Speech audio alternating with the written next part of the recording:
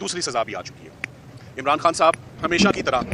आज भी मुस्कुरा रहे थे जब उन्होंने सज़ा अपनी सुनी। मैंने उनका ये पैटर्न भी, जैसे सज़ाओं का पैटर्न है, खान साहब का भी वही पैटर्न है। सो वो मुस्कुरा रहे थे, वो बिल्कुल हैरान नहीं थे, वो एक्सपेक्ट कर रहे थे, मगर इस बात पे बहुत शॉक थे कि आज तो तुम्हारा वेट भी नहीं हुआ, लीगल टीम का भी वेट नहीं हुआ, और जज साहब ने हमारा वेट भी नहीं किया और फैसला सुनाकर वो चले गए। तो ये जज साहब, मैं बड़ा हैरान हूँ कि जज साहब को कम से कम ट्रायल तो मुकम्मल करना चाहिए था, कम से कम लीगल फॉर्मेलिटीज़ तो पूरी होनी चाहिए थी, 10A के तकाजे तो कम से कम पूरे कर देते, फैसला फेयर होता ना होता, एक ट्रायल। सो इससे पहले भी आप देखें तोशा खाना बंद में भी कभी ट्रायल ही मुकम्मल नहीं हुआ, साइफर भी कैसे चलता रहा, ट्रायल के अंदर इतने फ्लॉज और डिफेक्ट्स रहे,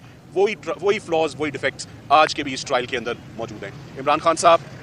ने हदायत दी है कि उनकी और उनकी अहलिया के बिहाफ पर मैं अपील दायर करूं इस्लामाबाद हाई कोर्ट में, और जो उनका ट्रस्ट और कॉन्फिडेंस हमेशा से जुडिशरी के अंदर है, हमेशा रूल ऑफ लॉ की बात ही उन्होंने की है, हमेशा लीगल इंस्ट्रक्शंस ही हमें दी है कि सज़ा आ गई अब क्या हो सकता है, जो आप कानूनी चारा गोई आप करें, इसका नेक्स्ट स्टेप अपनी अपील दायर करें। खान साहब को ऑफ कोर्स बहुत मुश्किलात में रखा हुआ है, उनकी अहलिया को भी वो बहुत डिस्टर्ब हैं इस बात पे कि आइसोलेशन में उनको जो है वो रखा हुआ है, किताबें उनके पास नहीं है, खास तौर पे वो कह रहे हैं मुझसे मिलना चाहते हैं, मुझसे बात करना चाहते हैं। आज मेरी उनसे मुलाकात भी बहुत मुश्किल से, ये जितनी गुफ्तगू हुई है ये बहुत मुश्किल से और टफ सर्कमस्टांसेस में हुई है। मेरी मुलाकात और मेरी उनसे गुफ्तगू नहीं होने किसी तरह मुमकिन हो पा रही थी, आज इतना ज़्यादा पहरा जो था वो अंदर लगा हुआ था। सो